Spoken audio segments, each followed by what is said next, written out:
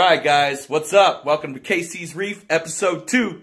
This is a big week. This week I got my RODI system in, we got the live rock cured, I've got the marine pier live rock going, and we're going to set up the tank. We're going to scrub off all the dead matter on the live rock, and then I'm going to set this baby up, get some clean RODI water in my tank. For those of you that have been following up until this far, I used regular tap water before, and I had to use tons and tons of other chemicals to make sure that my water was clean because, again, I was using tap water. And so I'm going to use RODI, and I won't have to use as much chemicals as I did before. So let's get it going. Let's hook up this RODI, clean off the live rock, set up the tank. Let's do it.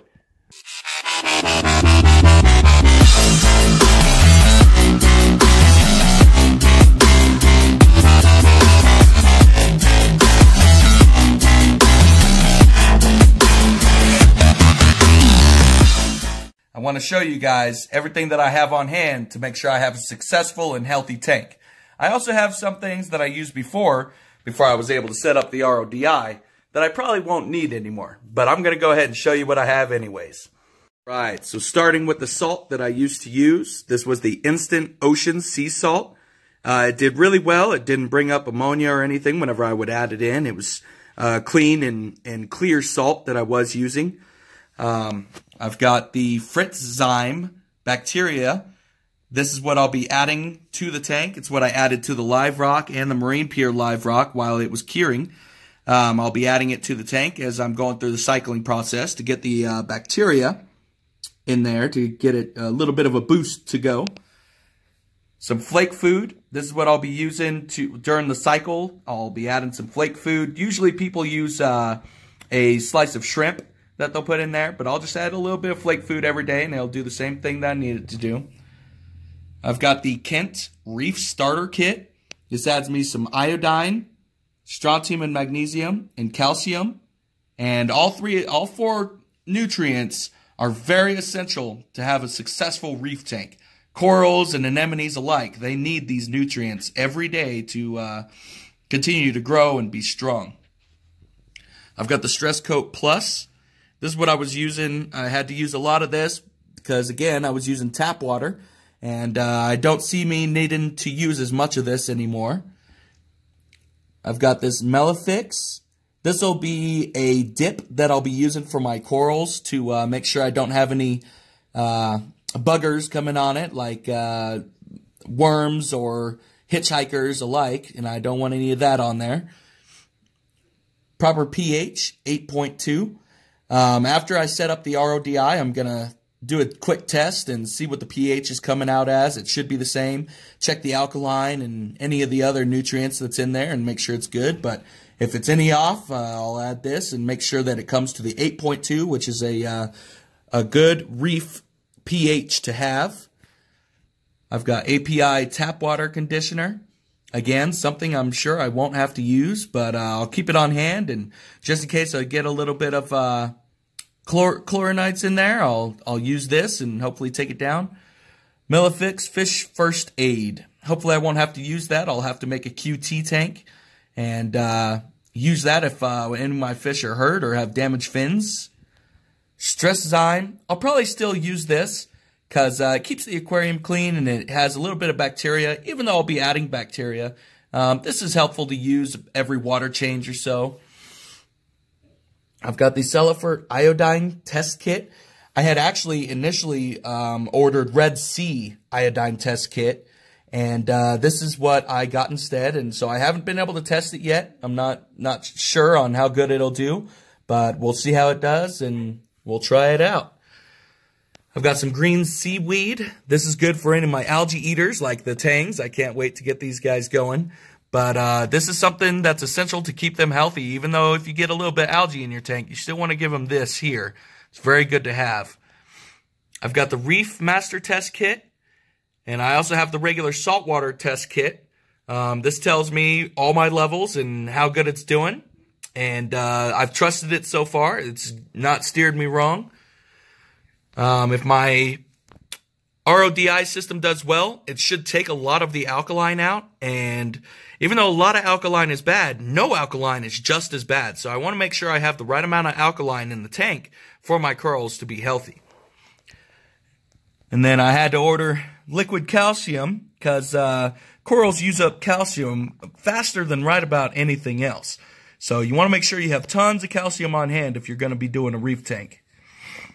I've got the bulk reef supply, ROX 0.8 carbon. This is right about the best carbon that I could find to help keep your water clear and take out any toxins or anything out of your tank. And it just keeps it all clean all around. So I really trust this brand. Bulk Reef Supply is pretty much the #1 brand right now to go to. And they're doing really well with what they're doing. And then, this is the new salt I'm going to. This is reef crystals. This type of salt, it adds some nutrients with it. So it's already a plus that the RODI system adds some calcium. The reef crystals add some calcium. So we'll be doing pretty good. And can't wait to get her set up, guys. Let's go ahead and go clean up that live rock and get her going. Got her all hooked up, just running some regular hose water to her. Water's running. There goes the wastewater. So she's good to go. Now the cool thing about this RODI setup is the 5th stage is for drinking water, and the 6th stage is actually designed specifically for fish tank water. So that's a plus. I'll be able to fill it up with actually specifically made fish tank water, so it's nice and clear, all the alkalines taken out and cleaned. So I'm going to go ahead and let it run the wastewater for about 30 minutes. I'll shut her off and I'll be able to fill up some water. Heck yeah. Just wanted to add a quick side note. It is a beautiful day. Beginning of spring, grass is starting to turn green, and the flowers are starting to bloom. Oh, can't wait. Oh yeah. Live rock's been going about a week now. Let's try to get them all cleaned up, and we'll set it all up in the tank. I'm going to set up the live rock first, then we'll add some sand. Let's do it. Heck yeah. Now I also want to let you guys know that curing live rock can be a smelly process. So you want to do it somewhere where your family isn't running around, or the wife with the super strong nose.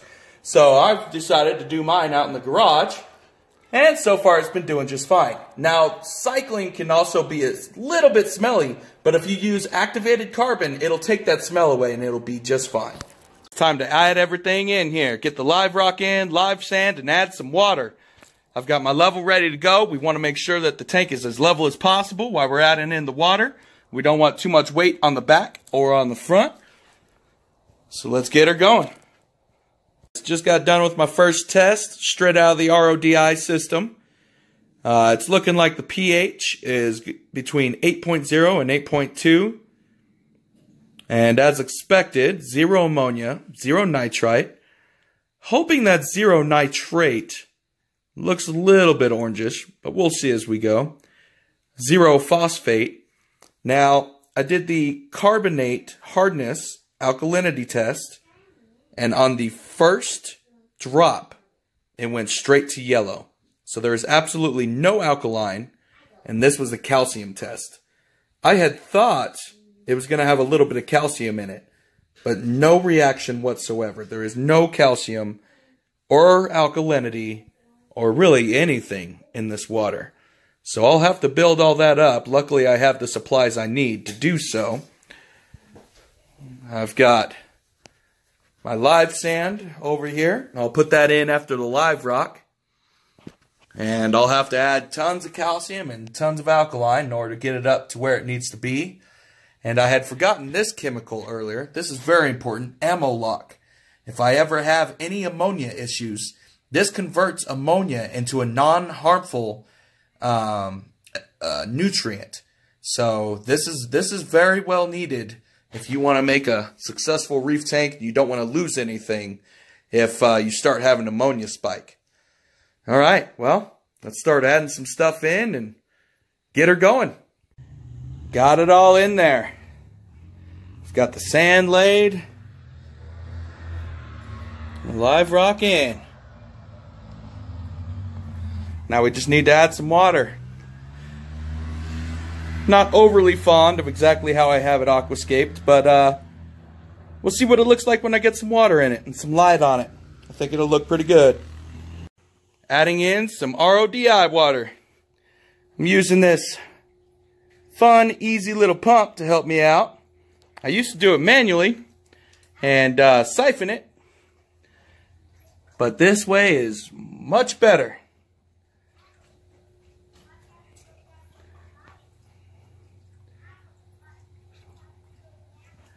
Five by 5, we'll get it there. Well guys, we're getting it there. I'm using the RODI water faster than it's making it. Can't wait to get it full. Let's go. Come on.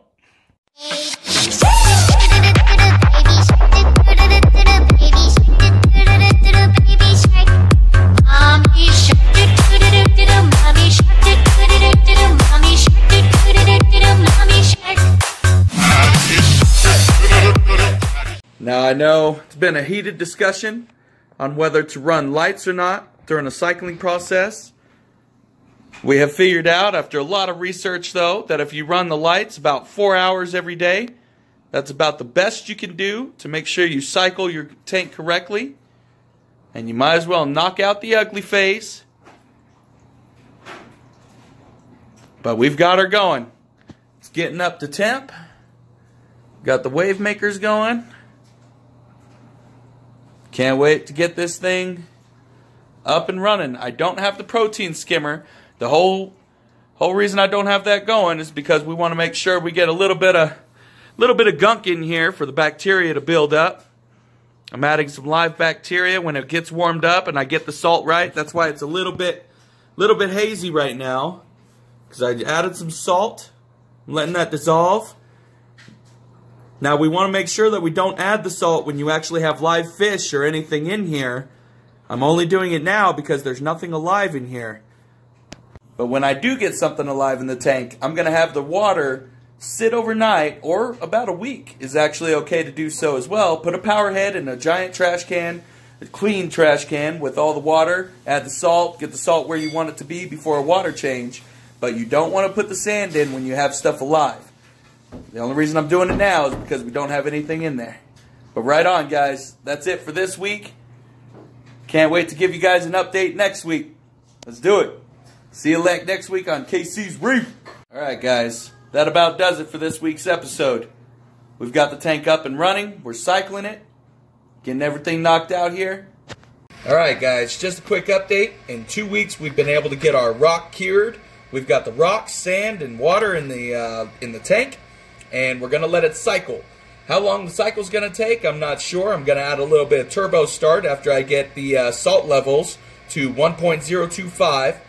And after that, I'm going to keep track of the ammonia levels. What I want to see is the ammonia to go up and go down. Then the nitrite levels, I will see them go up, go back down, and then nitrate. Now after nitrate, hopefully it turns into the nitrous gas and it's released from the tank. And it'll be able to keep that cycle going. That way I can keep ammonia and nitrites down to a healthy level. And but I'll keep you guys in the loop. And hopefully we can have a successful reef tank. If you guys have any comments of what I've done so far, any questions that I haven't been thorough on, let me know. Make sure you hit like, subscribe, and hit the bell so you can get a notification every single time I upload a video. Later, guys.